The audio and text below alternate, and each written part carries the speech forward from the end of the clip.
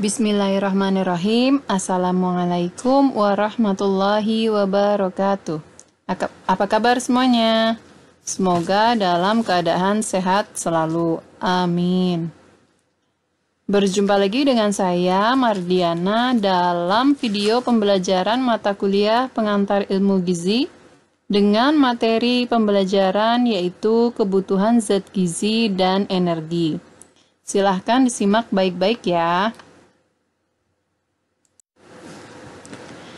Pemenuhan kebutuhan pangan merupakan hak asasi setiap orang. Sehingga mempelajari kebutuhan zat gizi dan energi merupakan suatu hal yang penting. Agar kita dapat memenuhi kebutuhan zat gizi dan energi pada setiap fase kehidupan manusia. Agar dapat menjalankan fungsinya secara optimal dan menunjang kehidupan setiap periode dengan baik, zat gizi harus dikonsumsi sesuai dengan kebutuhan pada setiap tahapan.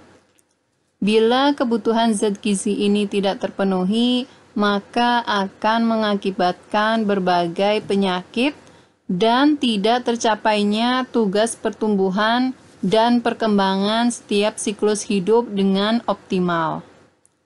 Konsumsi makanan seseorang yang kurang dari kebutuhan gizinya akan mengalami gangguan kesehatan dan beresiko terkena penyakit yang berkaitan dengan gizi. Makanan yang kita konsumsi sehari-hari harus mengandung energi dan zat gizi seperti protein, lemak, karbohidrat, vitamin, dan mineral yang diperlukan tubuh untuk melaksanakan fungsinya serta harus aman untuk dikonsumsi. Siklus kehidupan manusia ini terdiri dari periode kehamilan, menyusui, masa bayi, masa anak-anak, masa remaja, masa dewasa, dan masa lansia. Pada tiap siklus kehidupan manusia, kebutuhan zat gizi dan energinya berbeda-beda. Perbedaan dewasa dengan balita dalam hal kebutuhan gizi adalah gula dan garam, porsi makan, kebutuhan energi dan nutrisi, serta susu pertumbuhan. Bahan makanan yang harus dihindari pada usia 1-5 tahun yaitu makanan yang terlalu berminyak, junk food, dan makanan berpengawet. Selanjutnya, cara menaksir kebutuhan energi basal dengan perhitungan. Dari hasil-hasil penelitian yang dilakukan dengan menggunakan alat pernafasan, telah dikembangkan cara menaksir angka metabolisme basal dengan perhitungan. Untuk sebagian besar manusia, kebutuhan energi dasar yang ditentukan melalui kalorimetri langsung atau tidak langsung hanya berbeda sebesar kurang lebih 10% dari angka yang diperoleh dengan cara perhitungan. Kebutuhan energi basal atau disingkat AMB pada dasarnya ditentukan oleh ukuran dan komposisi serta umur. Hubungan antara tiga perubahan ini, yaitu ukuran, komposisi tubuh, serta umur, sangatlah kompleks. AMB per satuan berat badan berbeda menurut umur, yaitu lebih tinggi pada anak-anak dan lebih rendah pada orang dewasa dan tua. AMB per unit berat badan juga berbeda menurut tinggi badan. AMB per kilogram berat badan lebih tinggi pada orang pendek dan kurus, serta lebih rendah pada orang tinggi dan gemuk. Dengan memperhitungkan berat badan, tinggi badan, dan umur, Harris dan Benedict pada tahun 1909 menentukan rumus untuk menghitung kebutuhan energi basal sebagai berikut. AMB laki-laki yaitu 66,5 ditambah 13,7 dikali berat badannya dalam kilogram, ditambah lagi dengan 5 dikali tinggi badan dalam sentimeter, lalu dikurangi 6,8 dikali umur. Sedangkan untuk AMB perempuan yaitu 65,5 ditambah dengan 9,6 dikali berat badan dalam kilogram, ditambah 1,8 dikali tinggi badan dalam sentimeter, dikurangi 4,7 kali umur.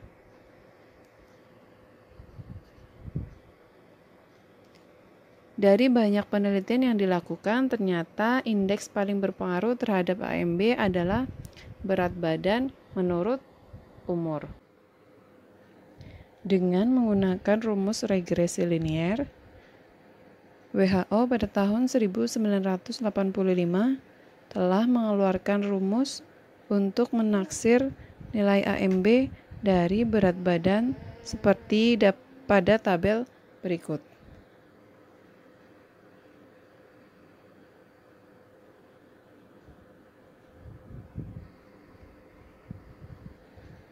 Selanjutnya, untuk penaksiran AMB secara kasar bagi orang dengan kerangka badan sedang, kebutuhan untuk angka metabolisme basal laki-laki dewasa diperkirakan sebesar 1 kilokalori per kilogram berat badan per jam. Sedangkan untuk wanita dewasa yaitu 0,9 kilokalori per kilogram berat badan per jam. Atau dengan rumus AMB sama dengan 1 kilokalori atau 0,9 kilokalori dikali berat badan per kilogram dikali 24 jam.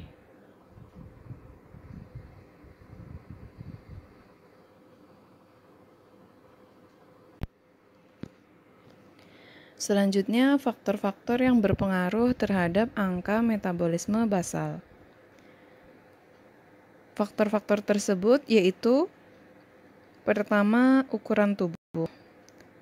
Ukuran tubuh merupakan peubah utama dalam menentukan pengeluaran energi seseorang yang memberi sumbangan lebih dari separuh AMB. Tubuh yang besar mempunyai AMB lebih tinggi daripada tubuh yang kecil. Perbedaan berat sebanyak 10 kg pada orang dewasa laki-laki atau perempuan menyebabkan perbedaan AMB sebanyak kurang lebih 120 kilokalori sehari. Faktor yang kedua yaitu komposisi tubuh. Semua jaringan tubuh aktif secara metabolik. Ada jaringan yang dipecah dan diganti dan melakukan fungsi-fungsi vital, namun kecepatannya berbeda-beda. Otot, organ tubuh, dan kelenjar secara metabolik lebih aktif daripada lemak dan tulang. Kebutuhan energi secara relatif, yaitu per kilogram berat badan, lebih tinggi bila tubuh secara proporsional lebih banyak mengandung otot daripada lemak atau tulang. AMB sering diucapkan dalam kilogram massa tubuh tanpa lemak. Dinamakan juga berat badan biologik atau ukuran metabolik tubuh. Berat badan biologik ini adalah berat badan pangkat 3/4.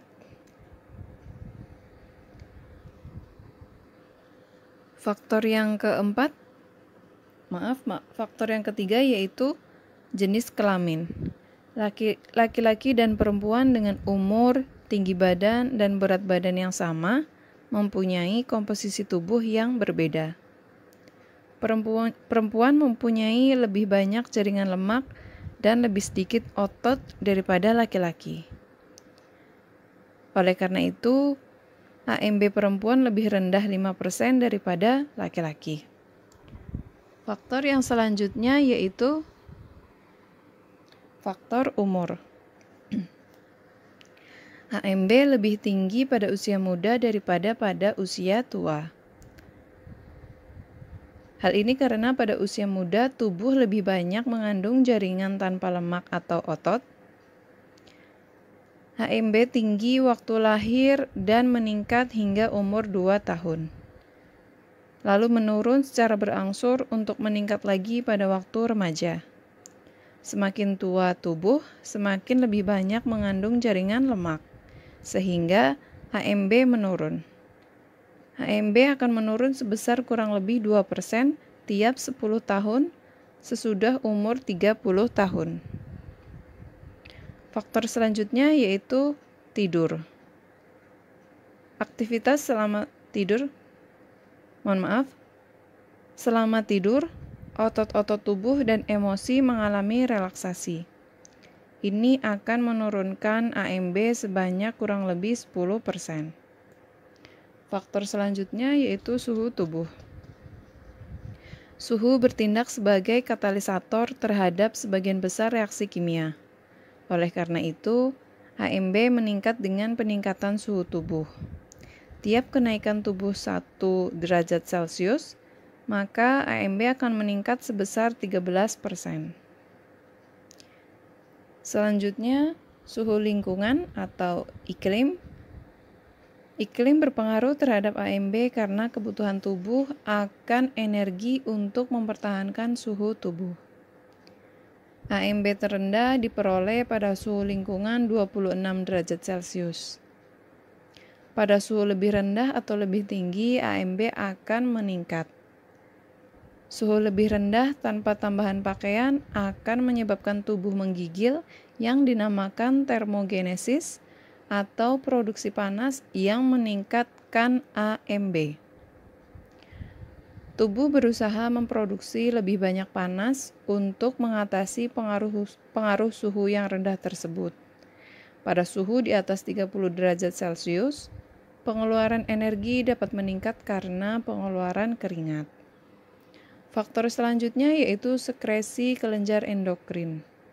Sekresi kelenjar-kelenjar tiroid dan adrenal meningkatkan nilai HMB. Kekurangan sekresi kelenjar tiroid berupa hormon tiroksin menurunkan nilai HMB. Sebaliknya, kebanyakan tiroksin maka akan meningkatkan HMB. Sekresi kelenjar adrenalin berupa epinefrin atau adrenalin terjadi sebagai akibat stimuli emosional yang berlebihan, misalnya terjadi pada waktu marah, ketakutan, atau di bawah tekanan yang berakibat HMB akan meningkat. Faktor selanjutnya yaitu faktor kehamilan. Selama kehamilan terjadi, maka akan terjadi kenaikan aktivitas metabolik pada jaringan ibu dan tambahan aktivitas metabolik karena janin dan plasenta. Semakin lanjut kehamilan, maka semakin tinggi nilai HMB. Selama trimester terakhir kehamilan, kenaikan HMB adalah 20% di atas normal. Faktor selanjutnya yaitu status gizi. Keadaan gizi kurang menurunkan nilai HMB sampai 20%. Ini merupakan upaya tubuh untuk beradaptasi mempertahankan berat badan pada konsumsi makanan di bawah kebutuhan. Sebagaimana yang terjadi di daerah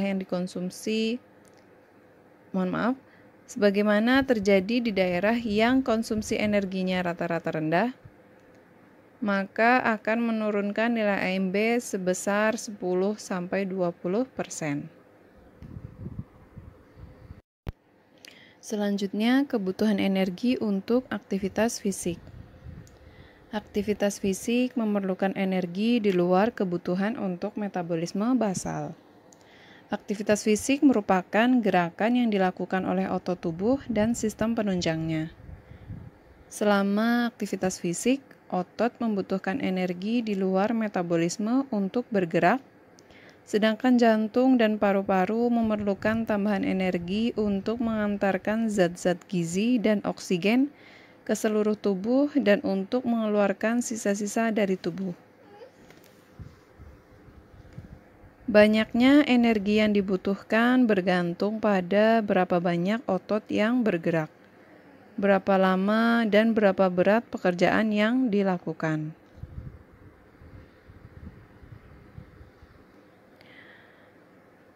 Lalu selanjutnya kebutuhan energi untuk pengaruh termis makanan atau kegiatan dinamik khusus.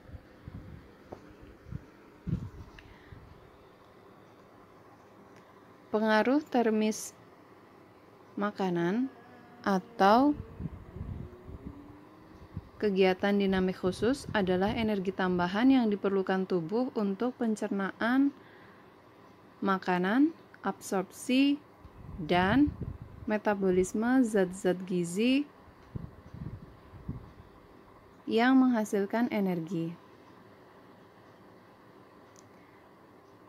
Efek termis dari makanan ini mengacu pada energi yang dikeluarkan untuk mencerna, menyerap, dan menggunakan makronutrien yang dikonsumsi melalui makanan. Hal ini dikarenakan pencernaan dan penyerapan membutuhkan sejumlah energi untuk memasukkan komponen makanan dari usus ke dalam sel di mana mereka dapat digunakan. Ini menyumbang sekitar 10% dari tingkat metabolisme tubuh. Selanjutnya, ini merupakan kebutuhan energi untuk berbagai aktivitas di luar metabolisme basal dan pengaruh termis makanan.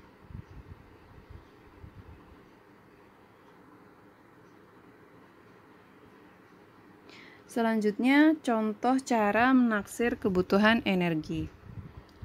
Kebutuhan energi seseorang dalam sehari ditaksir dari kebutuhan energi untuk komponen-komponen sebagai berikut. Yang pertama, angka metabolisme basal. Lalu aktivitas fisik, dan yang ketiga pengaruh dinamik khusus makanan. Ketiga komponen ini berbeda untuk setiap orang menurut umur, jenis kelamin, ukuran tubuh, tingkat kesehatan, dan faktor lainnya. Guna menaksir nilai AMB cukup digunakan indeks berat badan sebagai peubah yang berpengaruh. Banyak percobaan yang menunjukkan bahwa peubah ukuran tubuh dan tinggi badan tidak memberikan perbedaan yang nyata. Untuk menaksir kebutuhan energi, maka aktivitas fisik biasanya tidak digunakan nilai energi tiap kegiatan.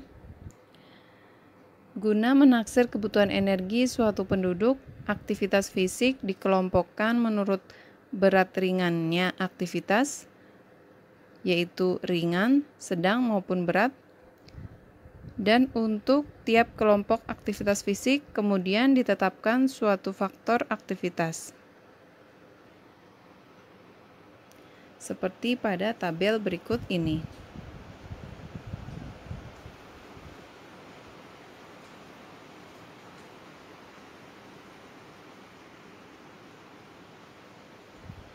Selanjutnya, angka kecukupan energi bagi bayi, anak, dan remaja. Penggunaan energi di luar angka metabolisme basal bagi bayi dan anak selain untuk pertumbuhan yaitu untuk bermain dan sebagainya. Sedangkan pada usia remaja yaitu 10-18 tahun terjadi proses pertumbuhan jasmani yang pesat serta perubahan bentuk dan susunan jaringan tubuh di samping aktivitas fisik yang tinggi. Besar kecilnya angka kecukupan energi sangat dipengaruhi oleh lama serta intensitas kegiatan jasmani tersebut. Angka faktor aktivitas untuk kelompok ini dapat dilihat pada tabel berikut ini.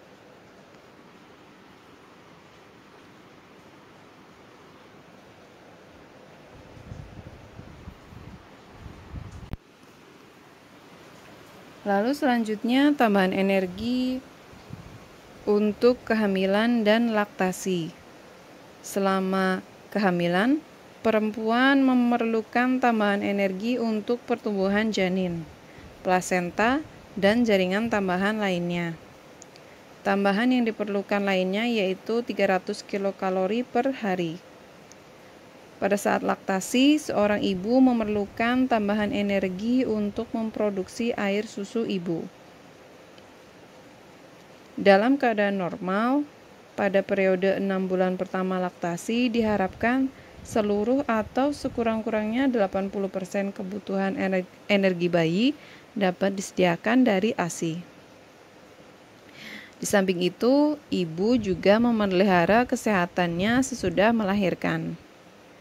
Tambahan keperluan energi ibu menyusui pada 6 bulan pertama yaitu sebanyak 300 kilokalori per hari. Pada 6 bulan kedua, bayi sudah mendapat makanan tambahan di samping tetap mendapatkan ASI. Tambahan keperluan energi ibu yaitu sebanyak 550 kilokalori per hari. Sedangkan untuk tahun kedua, bila anak masih mendapatkan ASI, dianjurkan tambahan energi untuk ibu yaitu sebanyak 400 kilokalori per hari.